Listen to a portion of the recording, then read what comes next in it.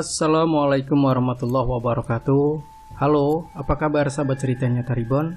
Mudah-mudahan fine, sehat, dan selalu dalam lindungan Allah Subhanahu wa Ta'ala. Senang sekali kami bisa kembali hadir menjumpai Anda. Tentunya seperti biasa akan menyajikan kisah-kisah nyata misteri yang menarik. Dan kali ini kami akan berbagi sebuah kisah nyata berjudul Misteri Rumah Kos.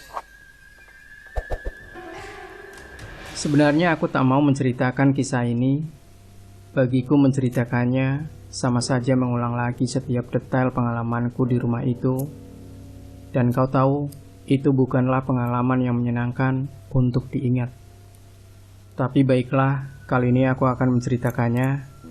Dan cukup sekali ini aku melakukannya. Dan kuharap ini untuk yang terakhir kali. Begini ceritanya. Sekitar 5 tahun yang lalu, ketika aku baru saja menjadi mahasiswa di kota Bandung, seperti kebanyakan mahasiswa rantau lainnya, aku juga mencari-cari tempat kos yang kira-kira dekat ke kampus. Karena belum punya teman dan tak punya saudara di sini atau orang yang kukenal, aku mencari tempat kos sendiri saja. Selesai menyelesaikan semua urusan pendaftaran di kampus tempat aku diterima, aku langsung keluar kampus untuk mencari tempat kos. Untung aku datang lebih awal, dan saat loket pendaftaran dibuka, aku menjadi antrian pertama. Akhirnya, aku bisa menyelesaikan semua urusan pendaftaranku lebih awal. Kira-kira pukul 11, aku sudah keluar kampus. Setiba di luar gerbang, aku merasa sangat bingung. Aku benar-benar tak tahu tentang kota Bandung ini, dan aku juga tak punya siapa-siapa yang kukenal di sini. Malah dalam pikiranku, seandainya sampai malam nanti aku masih belum menemukan tempat kos, aku akan menginap di kampus saja. Tapi pikiran itu segera kutepis. Aku mengembuskan nafas kuat-kuat dan bertekad dalam hati kalau aku pasti bisa menemukan tempat kos sebelum senja. Kemudian aku mulai bertanya-tanya pada mahasiswa-mahasiswa yang tampak senior dan sedang berkeliaran di luar kampus tentang di daerah-daerah mana saja yang terdapat banyak tempat kos. Aku juga bertanya pada penjual-penjual kaki lima yang bertebaran di sekitar gerbang kampus, dan untungnya mereka dengan ramah menunjukkannya. Setelah sekian informasi dan kurasa cukup, aku mulai berjalan sambil menyandang tas ranselku yang sangat padat dan berat. Aku menyisiri trotoar di sepanjang jalan menuju ke daerah yang ditunjukkan oleh orang-orang yang kutanya tadi. Aku mulai dari rumah pertama, dan seperti yang tak terlalu kuharapkan, pemilik kosnya bilang penuh. Aku melanjutkan ke rumah berikut, dan sayangnya selalu saja kudapatkan penuh. Aku mulai digerogoti rasa pesimis bahwa untuk rumah berikutnya pasti akan kudapatkan hal yang sama. Aku mulai kehilangan harapan mendapatkan tempat kos sebelum senja. Tapi saat itu hari sudah menunjukkan pukul 1:30 siang, dan perutku mulai keroncongan. Aku memutuskan beristirahat sejenak di sebuah warung kecil yang menjual nasi dengan lauk dan sambal rumahan seadanya. Ibu pemilik warung itu gemuk dan wajahnya sangat ramah. Ketika aku memasuki warungnya, dia menyambutku dengan hangat sambil mempersilahkanku duduk layaknya anaknya sendiri. Aku merasa canggung sekaligus senang diperlakukan begitu. Tapi ibu itu tampak sudah biasa dengan mahasiswa-mahasiswa seperti aku yang kelelahan, lapar, dan jauh dari keluarga. Dia mengambilkanku sepiring nasi lengkap dengan lauk dan sayurnya. Melihat gunungan nasi komplit di piring itu, aku agak cemas akan membawa banyak. Aku agak cemas akan membayar banyak, tapi aku benar-benar sangat lapar dan lelah. Perasaanku tercabik antara lapar dan kondisi saku. Setelah pendaftaran tadi, semua orang yang dititipkan orang tuaku nyaris habis, dan yang tersisa hanya untuk biaya kos dan beberapa kali makan. Dan orang tuaku baru bisa mengirimkan uang seminggu lagi. Tapi ibu itu seakan tahu kekhawatiranku, dan dia langsung bilang sambil tersenyum bijak, "Tak apa-apa nak, sekali ini gratis." Mendengar itu senyumku pun langsung cerah. Sambil makan, ibu pemilik warung itu menghujaniku dengan pertanyaan-pertanyaannya. Mulai dari daerah asalku, alasanku kuliah di sini, sampai cerita tentang pengalaman ibu itu pernah merantau di daerah asalku selama beberapa tahun dan akhirnya kembali ke sini. Karena sangat lapar dan menghabiskan makananku dengan lahap, aku tak terlalu mendengarkan ibu itu bercerita. Tapi tampaknya ibu itu hanya senang bercerita meski tak seorang pun antusias mendengarkannya. Setelah selesai makan, sesaat sebelum aku pamit dan mengucapkan terima kasih, aku menyempatkan diri bertanya pada ibu itu tentang tempat kos yang masih tersedia di sekitar sini. Sekilas aku menangkap ada keraguan di wajahnya. Tapi kemudian ibu itu berkata, kalau di sini selalu penuh, tapi mungkin yang di sebelah sana. Ibu itu menunjukkan sebuah jalan lagi, sekitar 100 meter dari seberang warungnya, masih banyak yang kosong. Soalnya sebagian mahasiswa lebih suka kos di daerah sini. Aku heran, memang kenapa bu? Apa sebelah sana lebih mahal? Oh tidak juga, jawab ibu itu nyaris memotong pertanyaanku. Malah banyak yang murah. Hanya saja mungkin... Ibu itu tak meneruskan perkataannya lagi dan wajahnya berubah kaku. Ibu sarankan kalau bisa kamu cari kos jangan di sana. Dalam benakku, aku sudah terlanjur menggarisbawahi kata-kata malah banyak yang murah. Hingga aku jadi tak begitu mempedulikan perubahan aneh sikap ibu tentang daerah yang ditunjukkannya itu. Dan segera saja aku meluncur ke sana. Aku sampai di gerbang masuk jalan itu. Kuat dugaanku, daerah ini pasti sebuah komplek perumahan tua. Terbukti dari gaya bangunannya. Selain itu tanaman yang tumbuh di sembarang tempat jelas menandakannya. Aku juga mendapati di kiri kanan jalan pohon-pohon tumbuh subur dan besar-besar. Tentu saja butuh waktu berpuluh tahun untuk membiarkan pohon tumbuh sebesar itu. Kemudian aku mendongak ke langit dan kulihat selalu cahaya matahari mengintip dari rimbunnya dedaunan. Kurasakan juga angin sepoi bertiup menyegarkan. Tempat yang ideal, pikirku. Kulihat jam tangan, hari sudah pukul 2:30. Oh, aku harus segera menemukan tempat kos nih. Aku mulai dari rumah pertama, tapi aku tak berharap banyak dari rumah ini. Jika pada pencarianku sebelumnya yang kudapatkan selalu saja penuh, di tempat ini malah sebaliknya, aku justru tak menemukan seorang pun untuk ditanya. Aku melewatkan rumah pertama setelah setengah jam tak mendapatkan apa-apa. Kemudian kulanjutkan ke rumah kedua dan hasilnya pun sama. Begitu juga dengan rumah ketiga dan seterusnya. Hingga sampailah aku ke ujung jalan yang ternyata buntu. Hari sudah menunjukkan pukul 5 sore dan sejauh ini aku masih belum menemukan tempat kos. Tinggal rumah terakhir bernomor 66 yang terletak paling ujung. Bangunannya bergaya Belanda. Dinding-dinding yang dulunya dicat putih kini sudah berwarna coklat kusam. Bahkan di beberapa tempat sudah berwarna hitam oleh lumut berusia puluhan tahun. Rumah itu seolah tersandar ke dinding tinggi berwarna hitam yang mengakhiri jalan ini seperti rumah-rumah sebelumnya. Rumah itu juga tampak kosong dan sudah lama ditinggalkan. Rumput dan tumbuhan sulur liar sudah tumbuh sembarangan di halamannya. Aku mulai dihantam kekecewaan.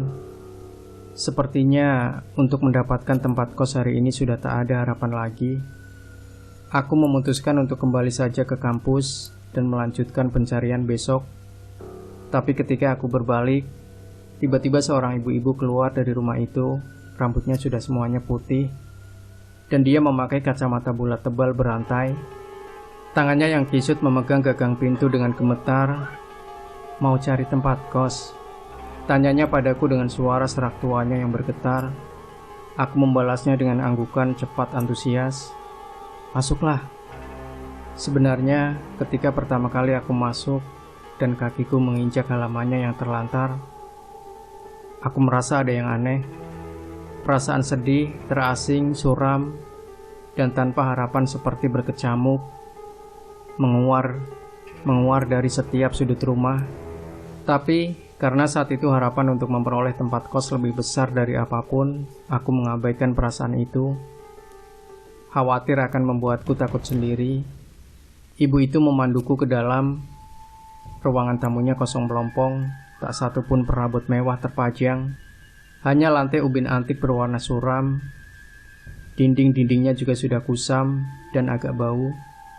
Seperti bau lumut, tapi juga bukan. Sambil berjalan kulihat langit-langit rumah tinggi, namun sedikit berbercak-bercak kecoklatan. Di tengah-tengahnya tergantung sebuah lampu watt rendah dibalut sawang laba-laba yang tampaknya sudah dibiarkan begitu saja selama bertahun-tahun tanpa perhatian. Aku jadi kikuk karena ibu itu diam saja selama memanduku melewati lorong-lorong rumahnya menuju kamar kosong yang terletak paling ujung. Bunyi sandalnya yang bergesek dengan lantai ubin yang dingin dan berwarna gelap agak membuatku merinding. Sepanjang lorong itu berjejer pintu-pintu kamar yang tertutup rapat. Kupastikan ada sekitar selusin kamar di kiri kanannya. Aku simpulkan rumah ini sudah lama dijadikan tempat kos, dan yakin sekali penghuninya pasti banyak sekali. Tapi sayangnya tak satu pun dari pintu-pintu itu terbuka. Jendela di sampingnya juga gelap tertutup tirai gorden yang agak berdebu. "Apa semua kamar ini sudah penuh, Bu?" tanyaku. Lama baru ibu itu menjawab, "Tinggal satu yang kosong. Itu berarti banyak orang di sini. Aku akan punya banyak teman kos. Rumah ini pasti akan ramai sekali. Tapi anehnya, tak satu pun kamar yang menunjukkan ada orang di dalamnya. Apa semua orang sedang pergi keluar?" "Ini kamarnya," kata ibu itu dingin. Dia memasukkan kunci, lalu pintu kamar itu terbuka perlahan. Pintu itu berderit panjang. Jelas sudah lama sekali tidak pernah dibuka. Ada saklar di samping pintu sebelah dalam. Aku lalu menekannya, dan kulihat lampu yang tergantung setengah meter dari langit-langit. Awalnya, lampu itu enggan hidup, berkedip-kedip seperti mau putus. Tapi untunglah kemudian bisa menyala, meski agak terkesan temaram. Tapi itu bukan masalah, karena aku masih bisa menyelidiki bagaimana sebenarnya kondisi rumah itu. Ada satu lemari kayu bersandar di salah satu sudut kamar, dan sebuah tempat tidur di sampingnya. Beberapa bantal yang belum bersarung juga ada di atasnya, menumpuk membentuk gunungan bantal. Aku sama sekali tak berharap bantal itu akan jadi milikku, karena kelihatannya sudah lama tak terpakai dan diselimuti debu tebal. Namun yang paling penting bagiku adalah tempat colokan listrik. Setelah kupastikan ada, ternyata terletak tepat di samping jendela. Aku keluar menghampiri ibu itu, saatnya bernegosiasi soal harga sewa kamar. "Kamar mandinya ada di ujung sana, lalu belok kiri," ujar ibu itu sambil menunjuk ke samping. "Ada dua, yang satu hanya untuk tempat mencuci baju dan mandi." Aku mengangguk-angguk sepakat. Kurasa kamar ini cocok, cukup luas dan hawanya dingin. Lagi pula sudah lama aku tidak punya kamar sendiri. Dalam pikiranku sudah terbayang beragam rencana pengaturan untuk kamar baruku ini. Sudah kutempatkan di mana kira-kira posisi terbaik untuk televisi, komputer, penanak nasi dan lain sebagainya. "Oh iya, dengan air dan listrik sebulan berapa, Bu?" tanyaku. 100.000, jawabnya singkat. Apa aku tak salah dengar? Hari ini masih ada tempat kos dengan harga sewa serendah itu. Oh, mungkin aku salah dengar. Mungkin juga ibu itu salah ucap. Aku tetap tidak percaya. "Berapa?" tanyaku memastikan lagi. Tapi ibu itu tetap menjawab sama, dan tetap tak berubah ketika aku menanyakan untuk ketiga kalinya. Dalam hati, apa hari ini keberuntunganku atau ibu itu yang salah menawarkan harga? Sudahlah. Aku akan ambil kamar ini, mumpung murah. Setelah sepakat dan menerima sejumlah uang dariku, ibu itu menyerahkan kunci kamarnya. Bunyi gesekan sandalnya dengan lantai terdengar menjauh saat aku masuk kembali ke kamar. Dan yakin sekali, ibu itu sudah kembali ke ruang depan, atau mungkin ke kamarnya dekat ruang tamu. Karena barang-barangku tak banyak, hanya satu tas ransel saja, aku tidak perlu lama menata kamar. Aku cukup membersihkan dulu, lalu membeli barang-barang yang kira-kira sangat kuperlukan saat ini. Meski sudah berkedip-kedip setiap kali dihidupkan, sebenarnya lampu kamarku masih baik-baik saja. Tapi aku tak suka temaramnya. Cahayanya membuat kamarku suram. Aku juga segan minta lampu pengganti. Bayar cuma 100.000, aku malah minta lebih. Lebih baik ku beli saja nanti. Seharian berjalan membuat kakiku luar biasa pegal.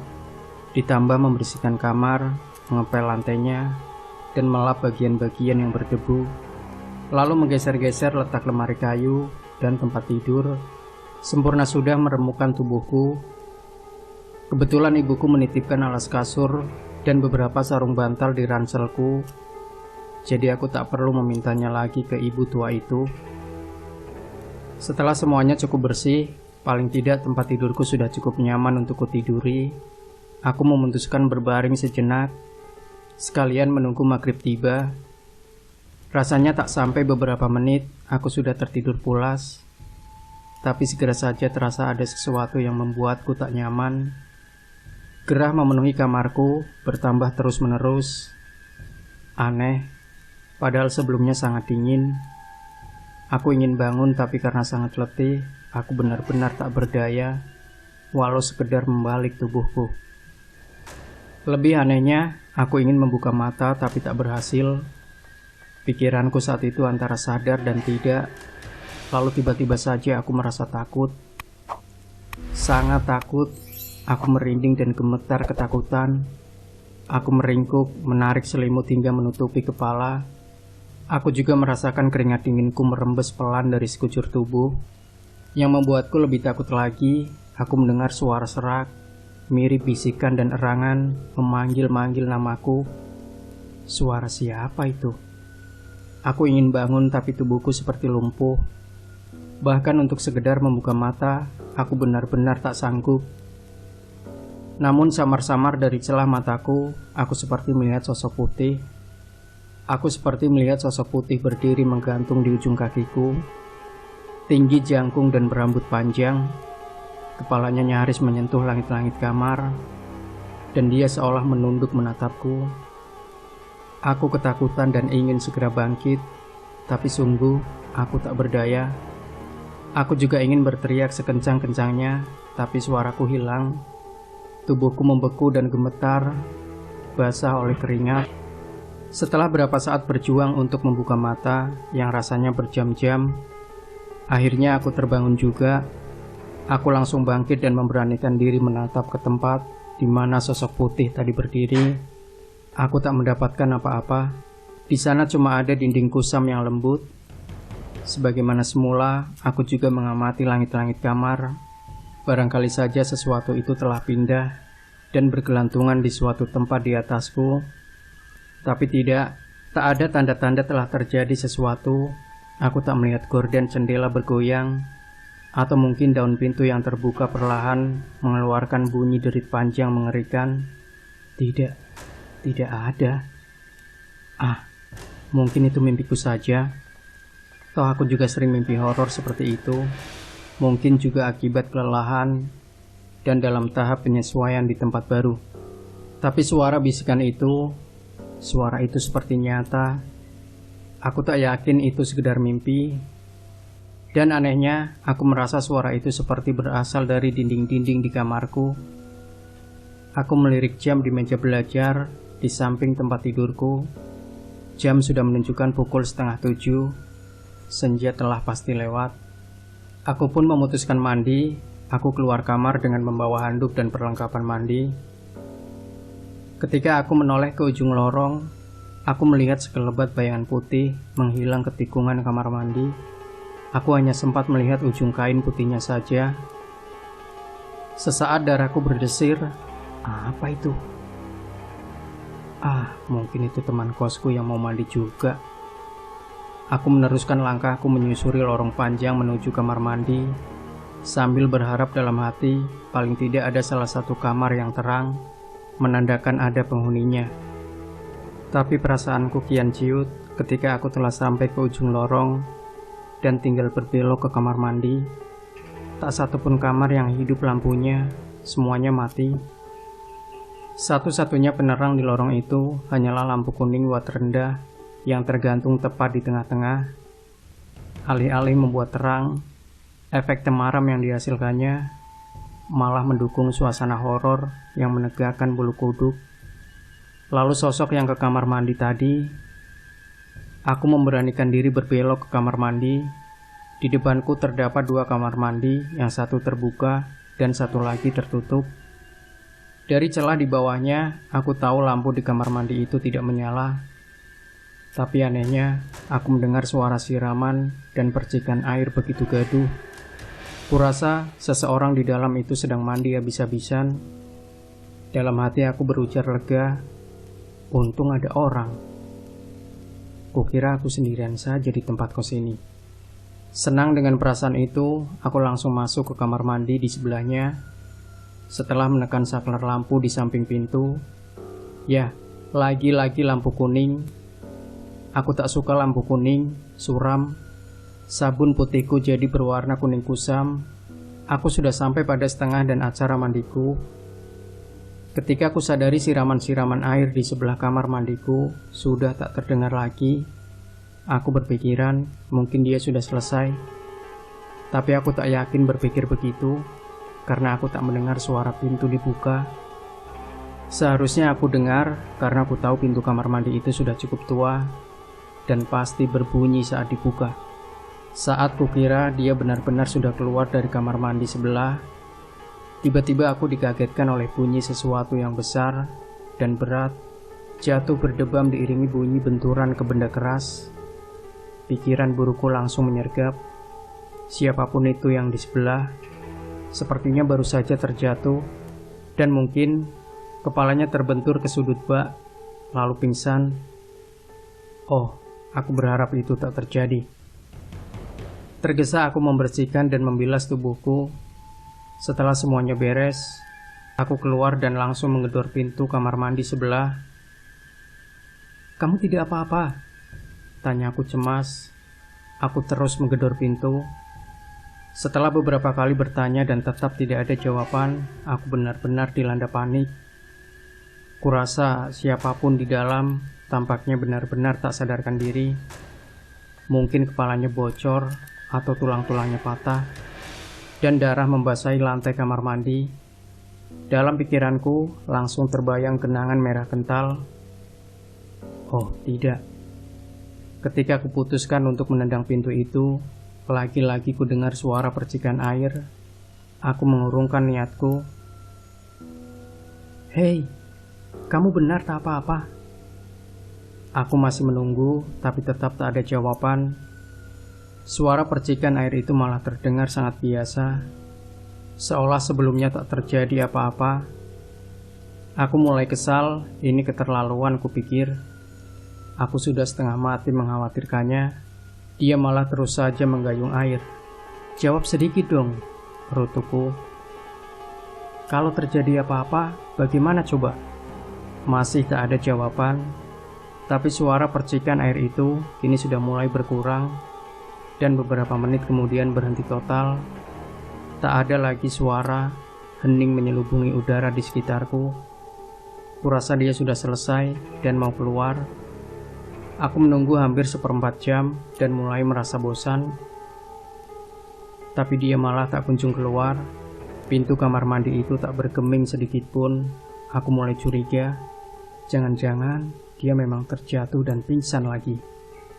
Kurasa sekarang bukan waktunya main-main lagi. Aku benar-benar kesal bercampur cemas. Aku bangkit dari sandaranku dan menuju kamar mandi itu. Namun baru saja berjalan beberapa langkah, aku mendadak berhenti. Kulihat pintu itu terbuka sendiri, seolah seseorang baru saja berhasil membuka kuncinya. Aku menahan nafas menunggu seseorang menguaknya, tapi pintu itu hanya bergoyang sedikit, memperlihatkan celah gelap di dalamnya. Aku memberanikan diri maju beberapa langkah, berusaha mengintip dari balik celah. Aku memicingkan mata, berusaha melihat fokus apa memang ada seseorang di dalamnya. Sebenarnya aku sudah merasa takut. Jantungku berdebar-debar sangat kencang, dan kurasakan kedua telapak tanganku dingin dan gemetaran. Tapi aku tetap memberanikan diri membuka pintu itu lebih lebar lagi. Aku membuka pintu itu lebar-lebar, seolah pintu itu terbuat dari besi panas. Karena gelap, aku melongo ke dalam. Samar-samar ku amati semua sudut kamar mandi itu, dan malangnya, aku tak menemukan siapapun. Oh, ini sungguh menyebalkan. Apa kos ini berhantu? Aku setengah berlari kembali ke kamarku di ujung lorong. Aku tak bisa meredam ketakutanku. Bulu kuduku semuanya berdiri. Suasana dingin mendadak mencekam. Sepanjang lorong itu, aku sempat memperhatikan satu persatu kamar yang berderet di kiri kanan lorong. Sungguh aku berharap tak sendirian saat ini. Aku ingin paling tidak ada seseorang berada di kamarnya, siapapun. Tapi semua orang seperti pulang kampung saja. Semua kamar itu tertutup rapat dan lampunya mati. Tak ada tanda-tanda ada orang di dalamnya. Aku sangat ketakutan hingga butuh 1/4 jam untuk membuka pintu kamarku sendiri. Kunci di tanganku licin oleh keringat dan sudah 7 kali jatuh. Parahnya, sekarang lampu kuning suram sialan di tengah lorong itu yang mendadak mati. Dan satu-satunya sumber penerangan hanya dari kamarku. Pintu kamarku terbuka dan aku segera masuk. Setelah merasa agak tenang, aku mengunci pintu kamarku 2 kali. Aku memutuskan mendekam saja di kamar sampai besok pagi. Aku juga berencana akan pindah besok. Tempat kos ini benar-benar tak nyaman. Aku telah salah memilih tempat ini. Ketika aku menggantungkan handukku ke paku yang tertancap di dinding, sudut mataku menangkap sesuatu. Dan anehnya, sebelum aku benar-benar melihat, pikiranku langsung membawaku pada sosok putih horor dalam mimpiku tadi sore. Sekarang ketakutan dan kepanikan benar-benar menguasaiku. Aku lemas. Aku tak punya keberanian menoleh dan memastikan apakah memang sosok itu yang sedang menatapku dari seberang kamar. Kedua lututku lunglai, kakiku mati rasa. Dan parahnya, aku kembali mendengar suatu bisikan persis seperti yang kudengar dalam mimpiku itu. Dan kini sedang memanggil-manggil namaku dengan jahat. Suara itu begitu dingin dan penuh dendam. Aku tak sanggup mendengarnya lebih lama lagi.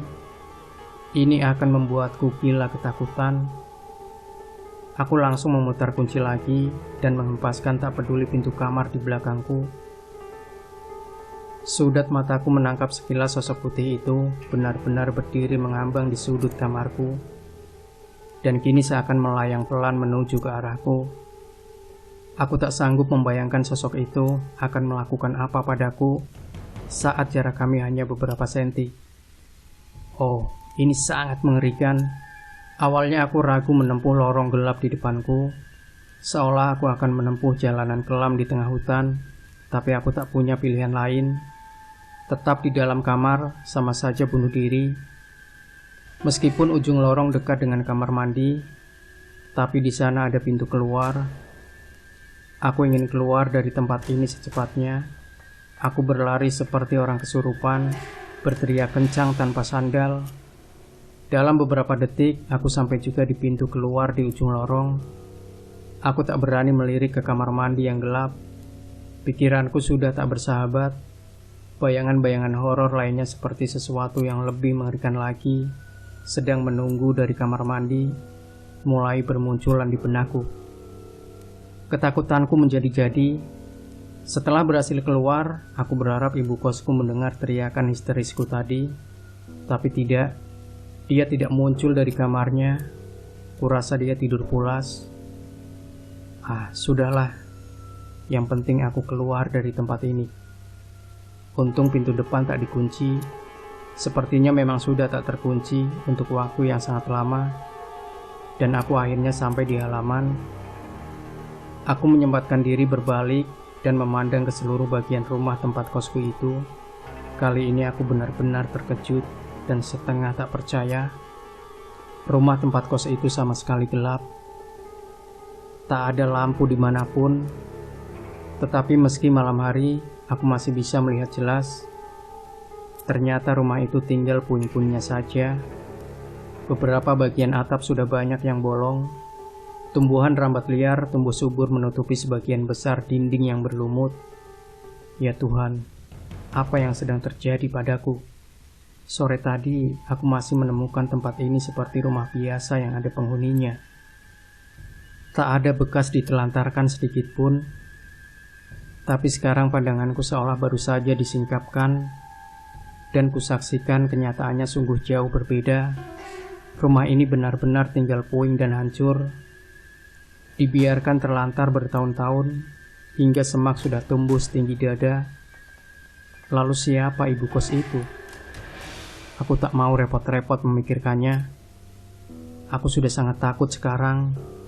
Dan kuat dugaanku, ibu kos itu juga bukan manusia yang menjelma menjadi sosok yang pernah hidup di masa lalu. Aku berlari keluar rumah dan terus berlari sampai aku benar-benar keluar dari komplek perumahan itu. Dan lebih anehnya, aku tak mau memikirkan ini lagi. Semua rumah di komplek itu seperti tak ada pemiliknya, gelap, suram, dan terkesan angker. Aku terengah-engah ketika sampai di gerbang pintu masuk komplek perumahan itu. Saat berikutnya aku menyeberang jalan, dan di sana kulihat ibu pemilik warung tempat aku makan siang tadi masih buka. Aku berjalan ke sana dan masuk ke dalam warungnya. Barulah aku merasa agak tenang dan aku menceritakan semua kejadian yang kualami ke ibu pemilik warung itu. Setelah semuanya kuceritakan, ibu pemilik warung itu kemudian menceritakan semuanya. Begini kisahnya. 20 tahun silam, sebuah rumah paling ujung bernomor 66 mengalami kejadian tragis. Awalnya seorang mahasiswa mati bunuh diri di kamar mandi dengan cara gantung diri. Semua teman kosnya sependapat dia berhalusinasi dan tertekan karena dihantui oleh penampakan hantu wanita di kamarnya. Ada dugaan hantu wanita itu adalah anak ibu kos yang mati dikurung di kamarnya karena gila. Tapi beberapa tahun setelahnya, rumah itu terbakar dan menewaskan ibu kos itu sendiri, termasuk beberapa anak kos yang terperangkap di kamarnya. Menurut polisi, kebakaran itu jelas disengaja. Mendengar rangkaian cerita tragis mengerikan itu, aku semakin gemetar ketakutan. Aku tak sanggup membayangkan bagaimana kalau diriku tinggal di sana lebih lama lagi. Barangkali aku akan menjadi salah satu penghuni abadi yang bergentayangan.